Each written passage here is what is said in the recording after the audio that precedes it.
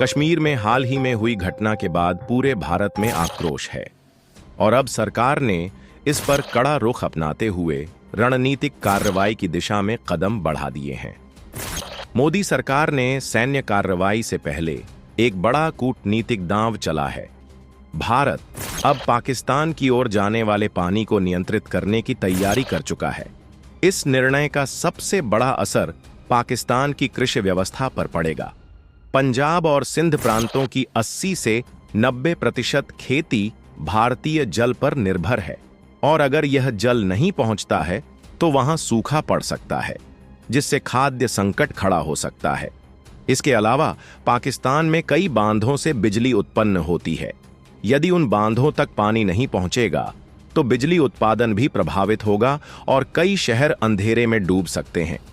पाकिस्तान के शहरों, खासकर कराची और लाहौर में पीने के पानी की भारी किल्लत हो सकती है। यह स्थिति वहां के सामाजिक और राजनीतिक ताने बाने को और भी तनावपूर्ण बना सकती है। इस वीडियो में हम समझेंगे कि भारत कैसे पाकिस्तान की जल आपूर्ति को रोक सकता है, इसका पाकिस्तान पर क्या प्रभाव पड़ेगा और कैसे भारत कूटनीति के जरिए पाकिस्तान को जवाब देने जा रहा है। पाकिस्तान पहले से ही जल विवादों से जूझ रहा है। सिंधु नदी के पानी को लेकर पंजाब और सिंध प्रांतों के बीच पिछले 2 महीनों से तनाव है। पाकिस्तानी सेना और पंजाब सरकार सिंध के अधिकार को नजरअंदाज करते हुए सिंधु का पानी रेगिस्तानी इलाकों में ले जाने की कोशिश कर रहे हैं, जहां सैन्य अधिकारियों के निजी फार्म हाउस स्थित हैं। गौर करने वाली बात यह है कि भारत पहले ही रावी और सतलुज जैसी नदियों के पानी को रोक चुका है और अब सिंधु पर भी अधिकार के लिए स्पष्ट घोषणा कर दी गई है। मोदी सरकार के आने के बाद सिंधु बेसिन पर 4 बड़े बांधों का निर्माण शुरू किया गया था और अब ये परियोजनाएं लगभग पूरी होने की ओर हैं। इसका असर पाकिस्तान की हरियाली और कृषि पर व्यापक रूप से दिखेगा। पाकिस्तानी मीडिया और सोशल प्लेटफॉर्म्स पर इस कदम को लेकर हलचल मची हुई है।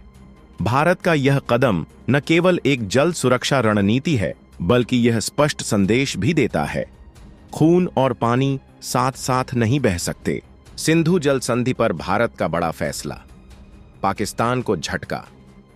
क्या आप जानते हैं कि भारत और पाकिस्तान के बीच 1960 में एक ऐतिहासिक समझौता हुआ था जिसे सिंधु जल संधि कहा जाता है।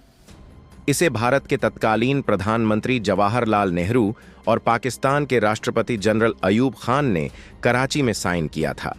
इस संधि में विश्व बैंक ने मध्यस्थ की भूमिका निभाई थी। इस संधि के तहत सिंधु नदी प्रणाली की 6 नदियों का बंटवारा हुआ। पूर्वी नदियां रावी, व्यास, सतलुज भारत को दी गईं और पश्चिमी नदियां सिंधु, झेलम, चिनाब पाकिस्तान को। हालांकि भारत को इन पश्चिमी नदियों पर सीमित सिंचाई और बिजली उत्पादन की अनुमति दी गई। भारत को कुल जल संसाधन का केवल 19.5% हिस्सा मिला, जबकि पाकिस्तान को 80% से अधिक।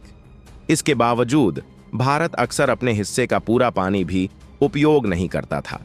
अब तक यह संतुलन बना रहा, लेकिन पाकिस्तान की लगातार आतंकवादी हरकतों और अंतर्राष्ट्रीय मंचों पर भारत के प्रोजेक्ट्स पर आपत्ति जताने की वजह से सब्र का बांध टूट गया है। मोदी सरकार ने क्या किया?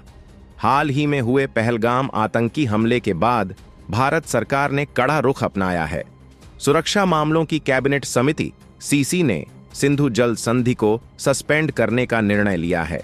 इसका मतलब है कि अब भारत पाकिस्तान को पानी देने के लिए बाध्य नहीं है, न ही उसे कोई जानकारी साझा करनी है। क्या भारत सारा पानी रोक सकता है? तकनीकी रूप से यह उतना आसान नहीं है। पश्चिमी नदियों में हर साल करीब 117 अरब क्यूबिक मीटर पानी बहता है।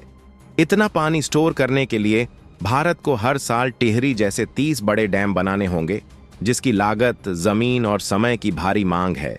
इसके अलावा पर्यावरणीय नुकसान भी एक बड़ा मुद्दा है। तो भारत करेगा क्या? पहली, पूर्वी नदियों का पूरा इस्तेमाल।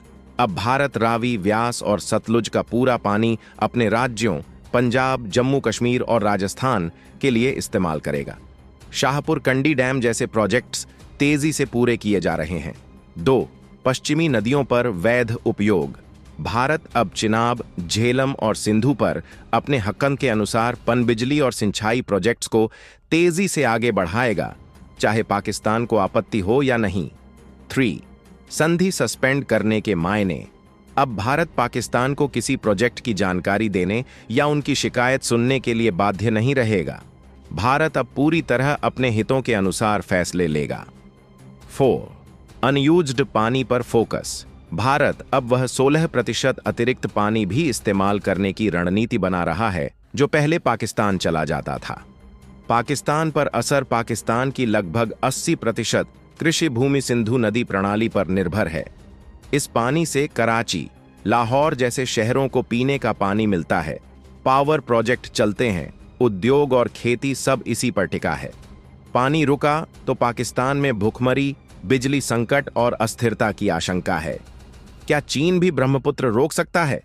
यह सवाल भी उठता है कि अगर भारत सिंधु नदी पर ऐसा कदम उठाए तो क्या चीन ब्रह्मपुत्र का पानी रोक देगा? गौरतलब है कि भारत और चीन के बीच इस नदी पर कोई संधि नहीं है। हां, चीन ब्रह्मपुत्र पर डैम बना रहा है, लेकिन यह भारत के खिलाफ प्रत्यक्ष कार्रवाई होगी और ऐसा वह केवल अपने रणनीतिक हितों के तहत ही करेगा। भारत का यह कदम केवल जल प्रबंधन नहीं, बल्कि रणनीतिक जवाब है।